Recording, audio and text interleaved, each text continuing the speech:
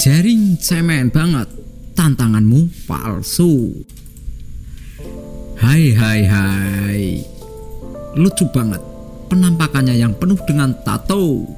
Dia dan orang-orang lain berpikir tato-tatoannya itu bisa menjadi mereka, menjadi manusia super yang kebal, kuat, dan tak punya rasa takut. Well, menakutkan juga ya. Jangan cuma tato sebanyak pemain band Superman is Dead, manusia dengan tato terbanyak sedunia yang dicatat oleh Guinness Book of Records saja. Lucky Diamond Race, selama mereka masih berstatus sebagai manusia, ya mereka sama saja seperti kita.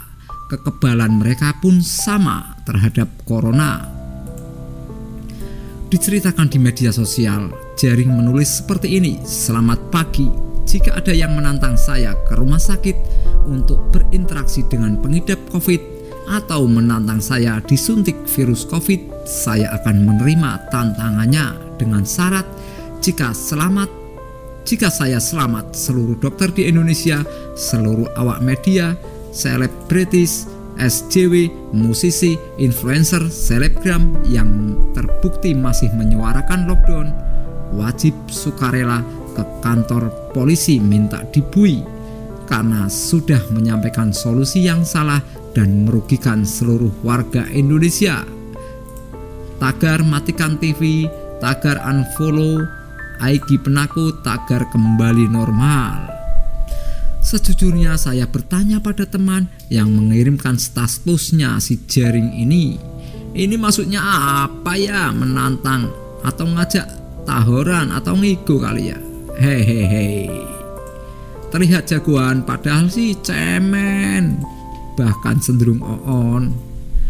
Kalau dia seseorang yang benar-benar berani, bernyali, dan tidak takut pada virus corona, ngapain dia memulai kalimat di atas dengan kata jika ada? Artinya kalau tidak ada, ya dia tidak melakukan apa-apa, cuman numpang lewat aja biar dibilang eksis di tengah wabah corona.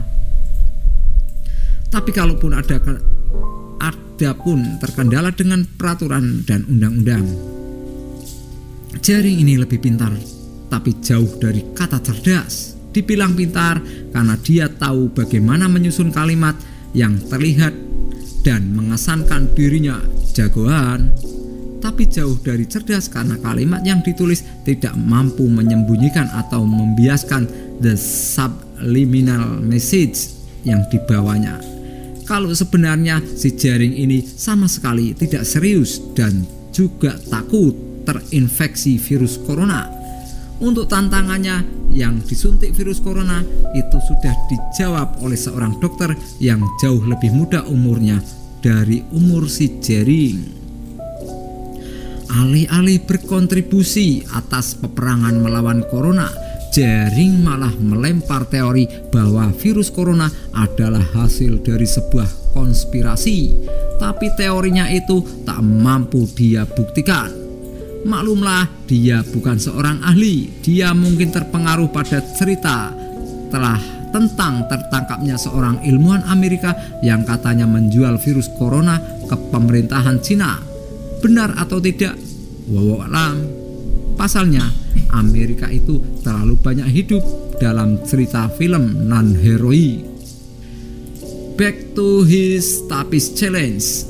Seyakin-yakinnya Jaring sendiri, apalagi kita dan semua orang juga tahu bahwa peraturan dan otoritas di Indonesia maupun di dunia ini tidak akan mengizinkan orang sehat tanpa dilengkapi alat pelindung diri dan tidak memiliki kepentingan bisa masuk ke ruang isolasi di rumah sakit manapun, kecuali menyelinap ala film-film Hollywood maupun Bollywood. Apalagi minta izin masuk ke ruang isolasi, hanya sebuah taruhan atau tantangan. Aduh, kayak para dokter dan suster ini kurang kerjaan. Kalau si Jering ini serius punya niat memenjarakan seluruh awak media, selebritis, SJW, musisi, influencer, selebgram, dan para dokter serta tenaga medis, ya dia cari kesalahan mereka saja satu-satu.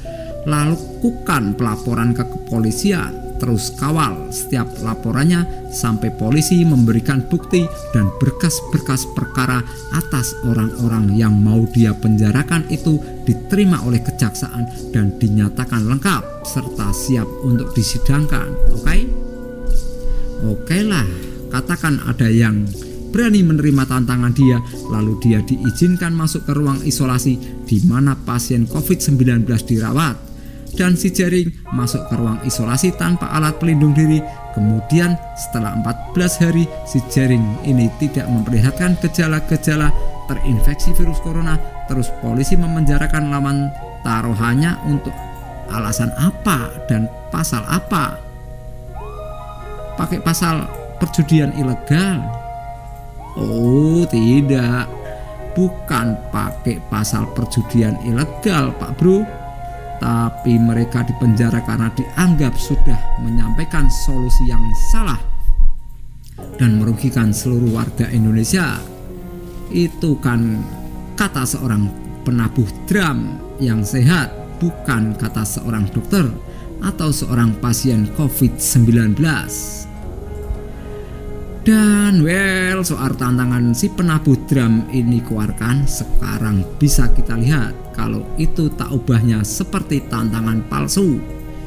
Ya biasalah selebriti sekarang, kalau eksistensinya sudah mulai layu, redup, mereka akan cari cara untuk berkembang dan dilirik kembali, bukan dipelototi.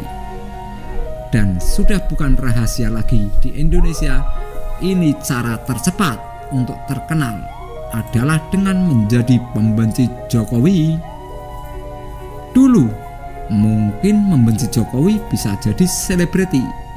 Sekarang cara itu sudah tidak mempan lagi Pak Bro. Demikian ahi-ahi, uhi-uhi, dan ihi-ihi.